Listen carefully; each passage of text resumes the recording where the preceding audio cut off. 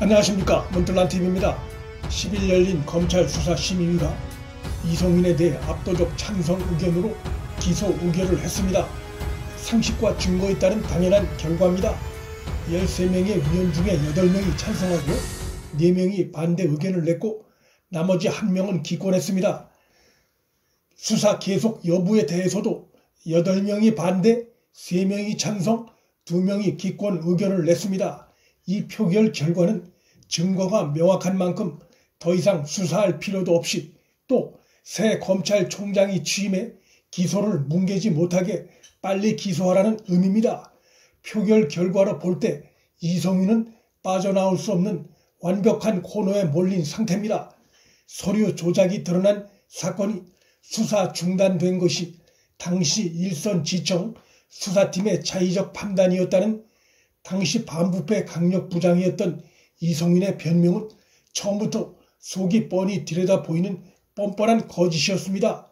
문무일 당시 총장에게 보고서를 제출하고 지시를 받았다는 주장도 수사팀의 보고서 원본이 아닌 대검 반부패부의 뜻이 가미된 사실상의 조작된 보고서였음이 드러났습니다.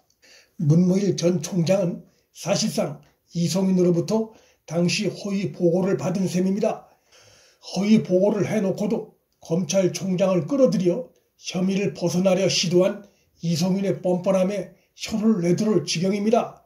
조금의 반성 기미도 없이 철면피한 거짓을 거듭해 자신의 불법 혐의를 부인해왔던 이성민은 이로써 동정조차 받기 어려운 상황에 몰렸고 스스로 나락에 떨어진 신세가 됐습니다. 이성민은 중앙지검장에서 물러나야 함은 물론이고 검찰을 떠나야 하는 상황입니다. 그가 행한 불법 혐의 자체도 매우 무겁지만 검찰의 고위 간부로서 그간의 처신이 상식을 한참 벗어났습니다. 자신이 몸담고 있는 검찰 조직을 공개적으로 불신하고 비난하면서 수사팀의 소환 요구에도 4차례나 불응했고 공수처 황제 조사를 받는가 하면 총장 후보권에서 탈락할 상황에 몰리자 뒤늦게 소환 조사를 자청하는 기회주의적인 처신을 해온 것만으로도 검찰 간부로서는커녕 검찰 구성원으로서도 자격 상실입니다. 특히 이날 검찰심의위에서 그는 함께 참석한 후배 검사로부터 잘못을 추궁당함으로써 그의 검사 이력에서 최악의 굴욕을 맛봤습니다. 상황이 이 정도 되면 이쯤에서 스스로 옷을 벗고 검찰을 떠나는 것이 검찰 조직이나 후배들 위해서도 최소한의 도리지만 이성민이 지금까지 보여온 뻔뻔한 정치검사 행태를 볼 때 또 현 정권과의 유착 행태를 볼 때 쉽게 안 물러남은 물론이고 문 정권과 계속 딜을 할 것으로 예상됩니다. 그 딜에는 현 정권의 선처를 바라는 것도 있겠지만 자신이 알고 있는 정권 관련 불법과 비리를 무기삼아 정권을 겨냥한 협박을 암시하고 나올 가능성도 배제할 수 없습니다. 이성민으로선 자신이 처한 위기가 정권에 충성하다 빚어진 것인 만큼 정권이 책임져야 한다고 인식을 하고 있을 가능성이 충분히 있고 그 경우 문재인과 정권으로선 곤혹스러울 수밖에 없습니다.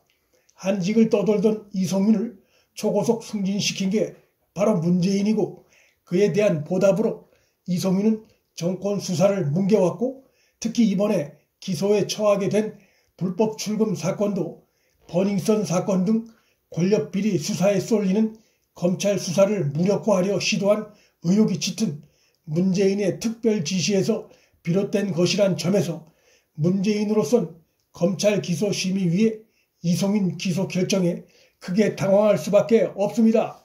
같은 날 오전에 있었던 그의 4주년 특별 연설과 기자회견도 정권의 방탄검사 이성민 기소 결정으로 상당 부분 묻히게 됐습니다. 문정권을 상징하는 대표적 해바라기 정치검사 비판을 받는 이성민 기소로 문재인도 함께 개망신을 당한 셈이나 마찬가지입니다. 검찰 수사팀의 기소 의견에다가 민간위원들까지 이성민 기소 결론을 내림으로써 문재인과 현 정권은 이성민을 계속 중앙지검장에 유임시키기 어렵게 됐습니다. 계속 유임시킬 경우 역사의 길이 남을 정권의 법치 파괴와 파렴치함을 그대로 드러내는 것이고 엄청난 후폭풍이 불가피하기 때문입니다. 그렇다고 이성윤을 중앙지검장에서 빼내 대검 차장으로 승진시켜 대검에서 수사를 지휘하게 하는 변칙적인 방법도 수사팀과 심의위가 공통적으로, 그것도 압도적으로 이성윤 불법 혐의를 인정한 현실에서 사실상 그것도 어렵게 됐습니다. 현 시점에서 이성윤이 스스로 옷을 벗고 나가주면 제일 좋은데 그렇게 하지 않을 경우 그것은 결국 자신이 쥐고 있는 비밀로 현 정권을 압박하려는 시그널이나 다름없어 그간의 물밑 커넥션으로 결정적 약점이 많이 잡혀있을 가능성이 큰 문재인이나 정권으로선 이성윤을 함부로 내치기도 끌어안기도 어려운 골치 아픈 존재가 됐습니다.